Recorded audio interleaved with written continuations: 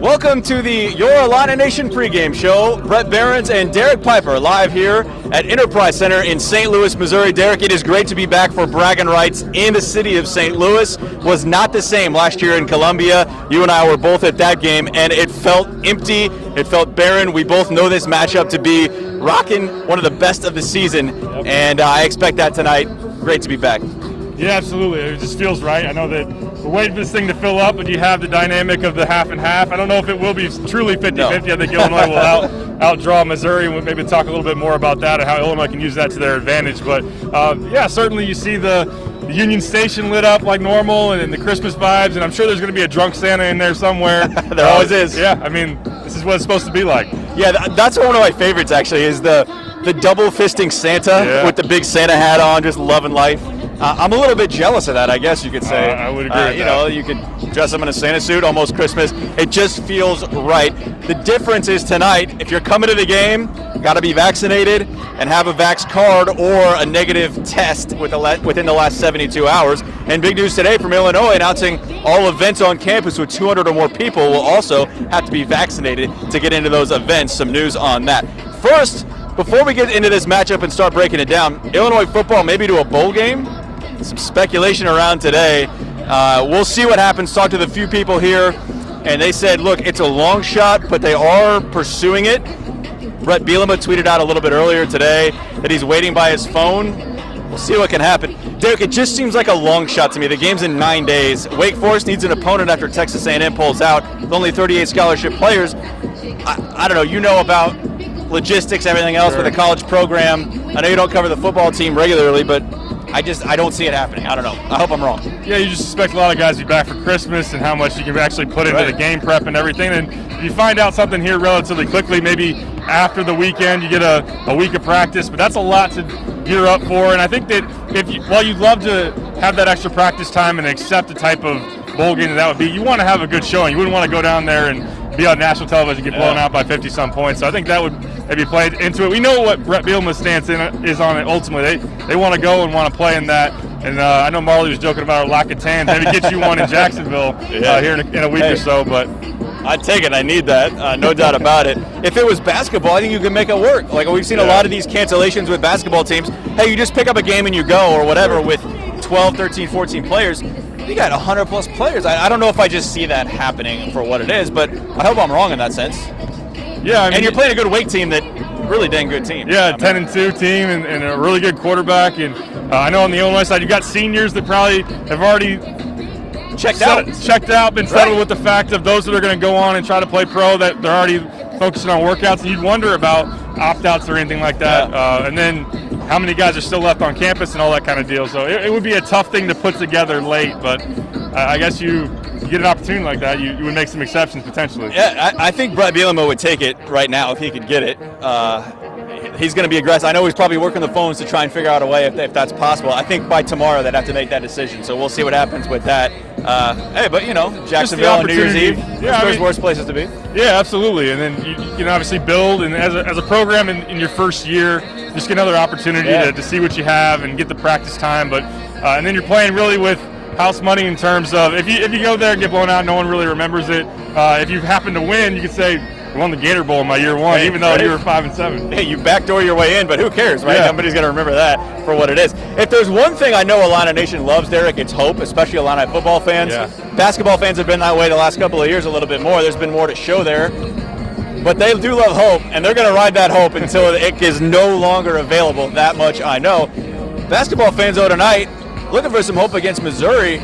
Illinois has lost 3 straight in this series, and it's been pretty convincing in some of them. I mean, last year, Missouri was just a better team. Illinois ranked 6th in the country, did not play well in Columbia. Brad Underwood hasn't won one of these since his first year in 2017. When you put that in perspective, it's not like Missouri's been world beaters in that time. No. Why hasn't Illinois been better in this game the last 3 years? Missouri's just put a higher premium on trying to win this game. They've valued this as a big-time rivalry matchup, a game that is played for a trophy, where Illinois, I know in the past, Brad has talked about nameless, faceless opponents, not trying to get too high, too low. I know they've gone a different direction in the lead-up this week, and even I know Chester Frazier, Joey Wagner on Illini Inquirer was talking about, this game mattered a lot when he was a player, and they need to take it as such. So I think Missouri's just been the more physical team. They've come in with more of an urgency than Illinois has, and the rebounding battle is something. When I was going back in the last 3 wins for Missouri, it's not a coincidence they've won the rebounding battle the last 3 games, and they've won the game the last 3 times. So that's something that I would look for, especially for a Missouri squad, and we'll break it all down, that really struggles to score. So they're going to try to hit the offensive glass and stay in that way. But, yeah, I would assume we had 36 in Columbia, and you still weren't able to get a win last year. And there was a one-man show, and Underwood said after that game that IU can't score 36 every night and then win many games, because it was just literally a one-man show and him trying to win the game for them. And he almost did. It was close last year in that sense. So Underwood has, after the Mark Smith debacle and everything else, he transfers, goes to Missouri. This nameless, faceless thing, I think that fueled Missouri a little bit in that sense. They're like, hey, just another game. What do you make of Underwood's approach tonight then, in saying that this is a bigger game than playing Florida A&M next Wednesday? I think the program's in position to take that kind of stance, because I know that when you approach it that way and you say kind of like must win, or you put a lot of value into one game, if you don't win it, then you set yourself up for more criticism. But when you're clearly the better team, when you're a 13, 14-point favorite, and the fact that Illinois is now back in the top of the Big Ten, I know they're not ranked currently, but have expectations to be a top 15 team nationally, you shouldn't be afraid to come into a big game and try to get rid of a losing streak against a rival that is really important for perception of your program, recruiting in the area. I know that there's not been as many, to that point about Mark Smith, Jeremiah Tillman, as many prospects that we've been talking about out of this area, but still, this is an important game in terms of the way people around here and just both fan bases look at this program. So I think it's the right way to go. And I know these players have taken some losses in that. I mean, you got to understand that they've got to be having a chip on their shoulder and wanting to right that. It's only natural. Yeah. 8-3 Illinois, so a chance to get to 10 wins in the non-con if they could. Well, I guess you got the 2 conference games in there too, but to finish the year strong, if you win tonight and you beat Florida A&M, it's an 8 o'clock tip on Big Ten Network tonight is where you can watch this one. Derek, let's step away here and get a little look at what Illini's doing here. On the court right now, there's Kofi Coburn, and you mentioned that rebounding battle, Derek. Is that effort tonight? Because how do they match up, especially in the post? I know Kobe Brown's a load, can do a lot of different things. How do you see Kofi matching up with him, and is he their main scoring threat? I know Javon Pickett's been an Illini killer. We'll talk about him in a moment, but Kobe Brown, how does that matchup go with Kofi tonight? Yeah, Kobe Brown coming off a career-high 27 points against Utah. He's a monster on the offensive glass. That's really, you look at his stats, his advanced analytics, that's where he's getting most of his points, is really on putbacks. He's taking some misses from their guards that aren't shooting the 3 all that well and being able to put it back in. And so Illinois is going to have to keep him off the boards. And I do think it's just a matter of physicality, a will to go in there and to box people out. And it's effort plays. I think that Missouri has definitely got the best out of Illinois in terms of those type of effort plays. And really, you look back to the Arizona game, and Illinois gave up 16 offensive rebounds, and that certainly hurt them. So that's going to be really important. But while Missouri's, I'm imagining they're going to start their big man, 7'3", 300-pounder Jordan Wilmore. But he's kind of struggled to stay consistent and stay on the floor. Ultimately, I think that Missouri will play smaller ball, try to double Kofi. But ultimately, it should be a game that he, I'm not going to say dominates, because I think they will try to take him away as much as possible, but he should get the better of this matchup. Yeah, and I saw their big man's only playing 10 minutes a game. They really struggled to stay on the floor at that point. So if Kofi can exploit that, and you can get him in some foul trouble, maybe Kofi can go and pound a little bit offensively. But what I struggle with in seeing that matchup with Kobe is just defensively, and I get flashbacks of Loyola last year a little bit, and it's stretching Kofi out, and you would hope he's developed and gotten a little bit better since then. Kofi, I think, has for the most part stayed out of foul trouble though this season. Yes. Like when I start to think about Kofi, he has not been in foul trouble. I don't remember him having more than 3 or 4 fouls in a game this year. So maybe he can, be a little bit more aggressive, I would say, in leading to that, hopefully. Yeah, that's a good point. And really, he's only fouled out once in his career, so he's done a great job of being able to stay out of foul trouble and not allow that to really limit his minutes all too much. And Kobe Brown is someone that can take it from either the mid-post or from the top of the key and try to take you off the dribble. I know he's done that mostly against smaller guys, smaller foremen, and tried to bully his way to the basket.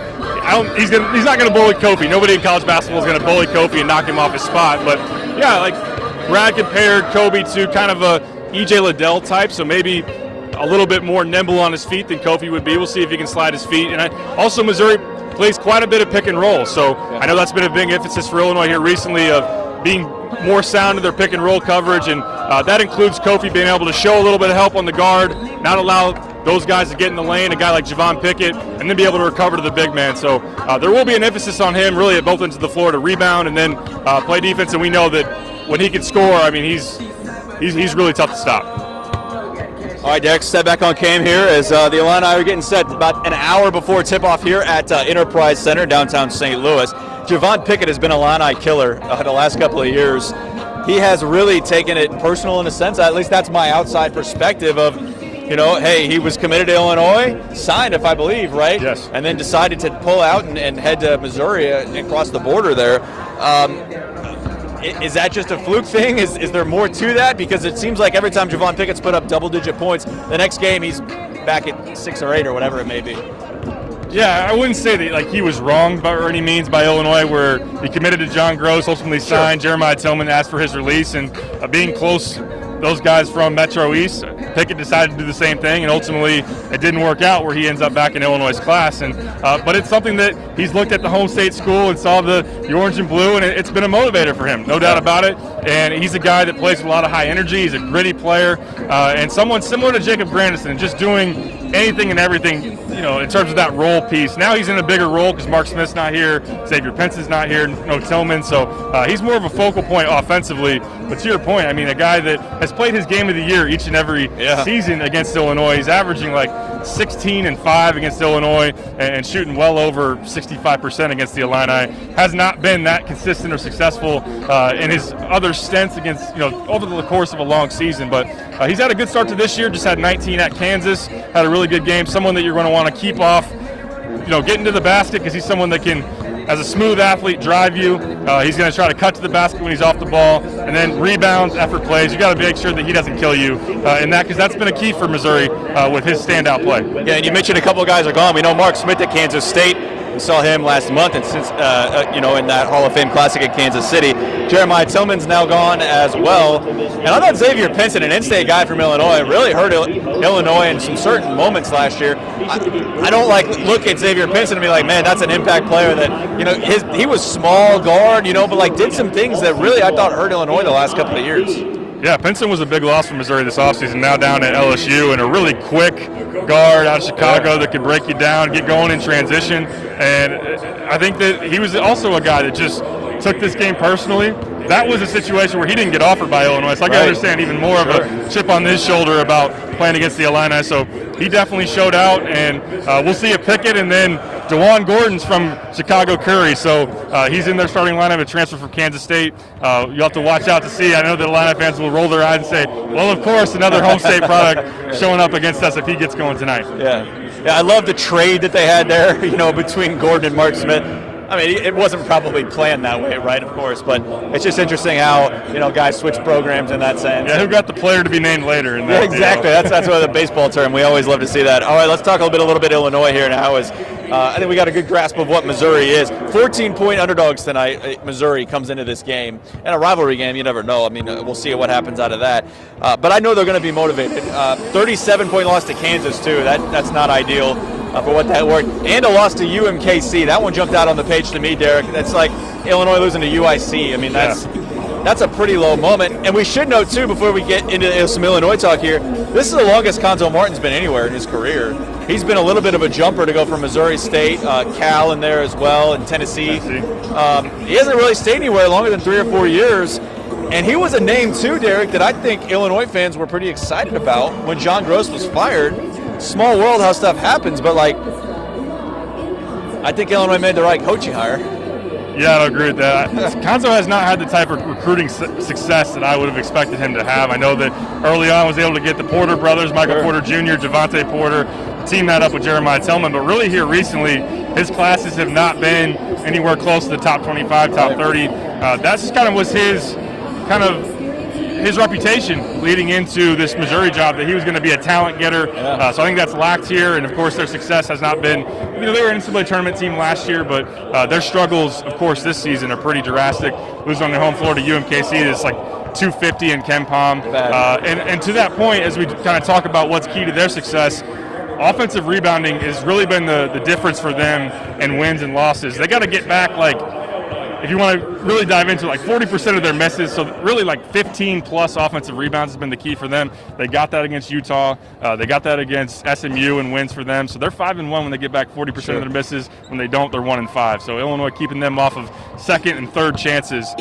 That's when they really struggled. They only had 6 offensive rebounds against UMKC and lost to a in-state directional school by 14 on their home floor. Yeah, you can't do that. And we should note they are coming off a win over Utah, which I thought was a pretty good win overall for them to go beat a Utah team that, you know, Alfonso Plummer knows pretty well. But yeah, we'll see. I mean, look, this should not be a game tonight, right? But you just never know. That's why they play these rivalry matchups, and it's been closer than expected in years past. So we'll see how they come out tonight. Speaking of Alfonso Plummer, man, what a great get for Illinois. He's proving, I think, to be what Brad Underwood was hyping him to be. That dude continues to shine. I know he was disappointed on Saturday to not get to 20 for the 6th straight game. 19 points, though, still perfect from the free throw line. I mean, that dude is delivering exactly what Illinois needs, especially without Andre Curbelo. It's amazing for a guy. I was looking up CBS Sports that a top 85 transfers in college basketball this past offseason. Didn't make the list anywhere. And name 3 guys. Name 1 guy that's been more impactful, more productive here in the last 3.5 weeks in college basketball. So he's on a heater from 3, of course, shooting about 48% from deep over the last 7 games. Has been super consistent, and he's improving defensively. Still has another step or 2 to go. I know that Brad talks about that in the lead up to this game, but a guy that's playing with utmost confidence, and I'm sure he'll be firing off some arrows into the crowd tonight. Yeah, I love that he's got the arrow celebration. That's one of my favorites. I really do enjoy that. And speaking of threes, Missouri is horrendous from 3. Yeah. They're like bottom 30 in the country, shooting like 26% from 3 this year. 24. See, don't give him that much credit, Brett. 24% from 3 this year. Bottom 3 teams in all of college basketball. Hey, if I'm scouting Missouri, I'm making them shoot 3. Hey, we'll just leave you open. You shoot the threes. If you beat us shooting threes, you know, we'll take that for what it is. Alfonso Plummer there. Look, I mean, is he going to keep that up all year and set records? I don't know. I don't project that. I don't know if that's like Big Ten, middle of February. Hey, we'll get back to that conversation. But enjoy it while you got it, because right now he is putting up some great numbers. And I think when you combine that, like, we know what Kofi is, right? I don't know if maybe we shouldn't take it for granted, but like, no, just a double-double, whatever. Like, I think we're to that point now where it's like, okay, yep, it is what Kofi is. But to me, the bigger X factor in that, along with Alfonso Plummer, is Jacob Grandison for what he's doing. He's not talked about because he's California cool, according to Underwood. Yeah. Like, that dude's got legit game. I mean, he is really, really impressive in what he's been able to do. And this is his first Braggin Rights game tonight in front of a crowd. Remember, he sat out in 2019. Yeah, that's a good point. And someone that's playing his way into being a pro. I'm not saying that he's going to play in the NBA, but a chance to make some money overseas. And I mean, he's knocked down in the corner. You leave him some space on that corner 3, and it's darn near automatic. He's added a little bit to his off-the-dribble game. And we just know that he's just rock solid in his rebounding. And for that to be kind of an unsung role player and how productive he is, that's the sign of a really good team. So like you were saying, the pieces coming around Kofi. Trent's playing a lot better offensively. Yeah. He's got the 3-point jumper, a lot better spot now than a couple of weeks ago. So that is a very key recipe where you know that Kofi just attracts so much attention inside. To have those other guys going around him just makes it tough for defenses to pick and choose what they want to try to take away. And back to Plummer, like, is it sustainable at this level? I don't think this is a fluke, but this might be the high end. Yeah. I would say it's the high end when you're on pace to pass Luther Head for the most threes in program history. Right, yeah, and like, I don't want to like put that on him, right? Like, hey, you're going to go make that many threes in a season. But it's like, hey, okay, if you add the numbers up, it is what it is for right now. That's why I said I just try and enjoy it for what it is right now, you know, and it comes and goes from 3. And that's been a conversation in my eyes all along, is like, okay, if they're going to be this good of a 3-point shooting team, you're going to have nights in the Big Ten you're not going to make threes. Yes. But that's why you have Kofi, right? So, like, I think there's an equalizer in that for what most teams don't have. If you're going to take that, if you're going to take 33s a game, that's fine or whatever. But, like, if it's not working, then they have a backup plan. Sure. So that's what I think really separates Illinois, and shooting that many threes, and maybe warrants it a little bit more in my eyes. Yeah, absolutely. I mean, when you have a guy to lean on, Kofi, if there is someone out there, maybe it's Michigan, maybe it's Purdue, that says, you know what, we're not going to double the post. We're going to take Zach Edey and guard Kofi one-on-one, or Hunter Dickinson and guard Kofi one-on-one, and maybe allow Kofi to eat in those matchups, because so far he's gotten the better of against matchups against Michigan, against Purdue. So having that 3-point consistency. I know that it's not going to be every night. And I think that's why that Brad is putting more and more stress on the defensive end. They're not quite there yet in terms of being in the elite echelon like last year. They were top 10 defensive efficiency. They've had games in the past where they've won when it's played in the high 50s or low 60s.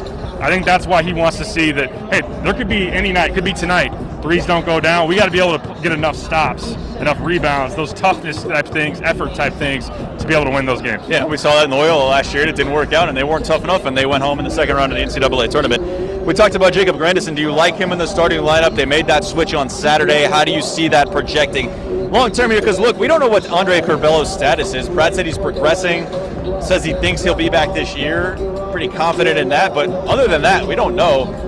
And look, let's put to bed the talk of they're better without Andre Curbello. All right, I think we need to put to bed a lot of talk surrounding Andre Curbello. I mean, dude, we had to talk about that last year with Io, right? People said, are they better without Io? Like, come on, people. That's not it. Remember when he broke his nose and people, they're better without Io? And I'm like, no, they're not. Like, let's put that to bed. But they don't know when Andre Curbello is going to come back. Or at least they're not making it public when that's going to happen. What do you do with the starting lineup now? And then we'll figure out when Curbello comes back. He's probably, well, I say probably, I might keep him off the bench. I don't know. How do you mix up all that? That's going to be very interesting. I think that ultimately when he's right. Now, how soon is that even when he's available? I think that early on it would make sense probably to bring him off the bench. Yeah. If he's on a minutes restriction, if he's a guy that has not gotten obviously any game reps, he's not even practicing right now, so that is kind of still hard to forecast. But I think in terms of the starting lineup right now, I can't argue with Brad Underwood saying, hey, this group of five is averaging like 1.4 points per possession right now. That's really on the high end of what efficiency looks like. So Grandison out there, DeMonte, waiting for him to come along a little bit more with his jump shot. If he gets that going, that's even another shooter you're putting around Kofi.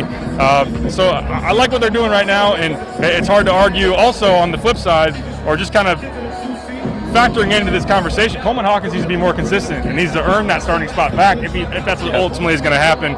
He's got to earn some trust here and be able to make less mistakes really at both ends of the floor. Yeah, and not foul. That was my biggest thing. And he gets out of the game early, and then he's got to try and work his way back into the second half. And we saw that against St. Francis, where he was essentially out the entire first half after a couple tic-tac fouls. And Brad said he's a little bit of confidence issue with Coleman and a sophomore slump in that sense. I think he's trying to work him back because Brad said it multiple times, nobody's higher on what Coleman can do than I think Brad Underwood. But how do you work that confidence back in them? How do you massage that back into that juice, so to speak?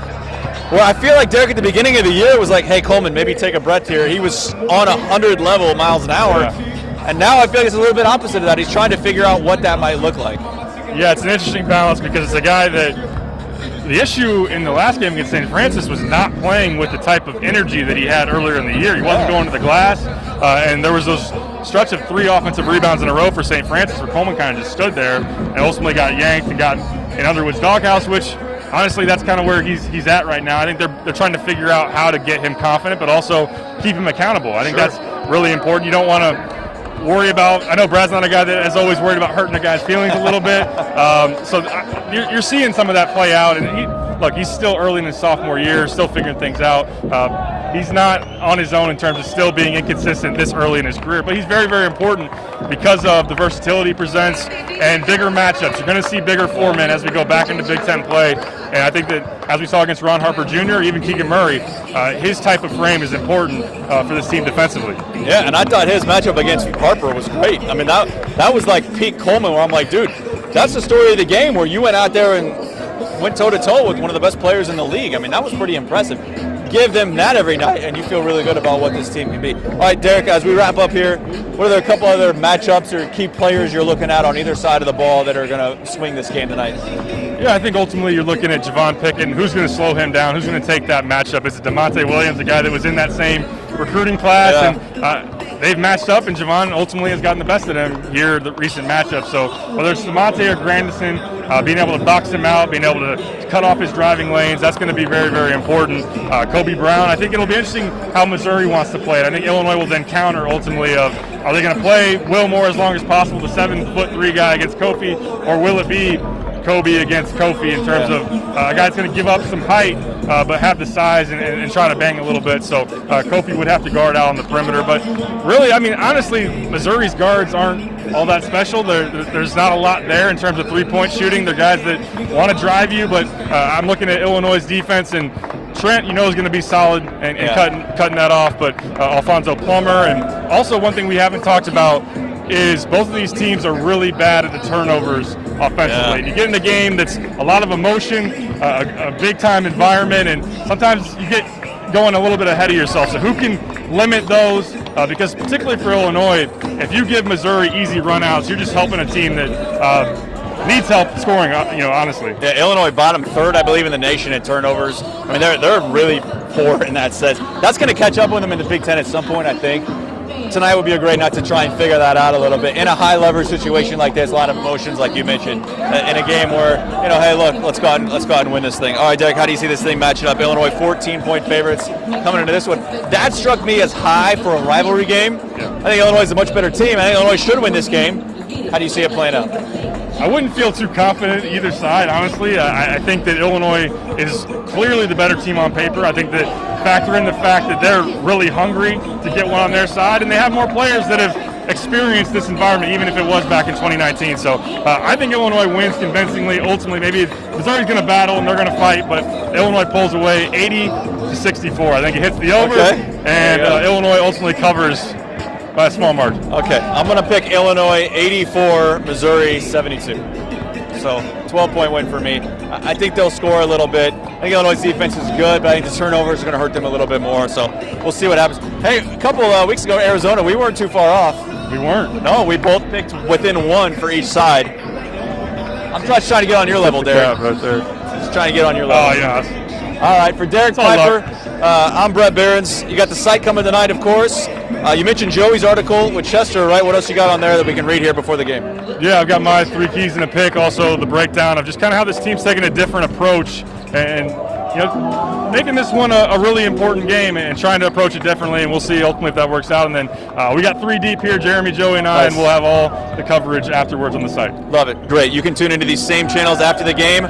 For our post-game press conference with Brad Underwood, we will hear from him. 8 o'clock tip on the Big Ten Network. We'll see if Illinois can win its first Braggin Rights game since 2017.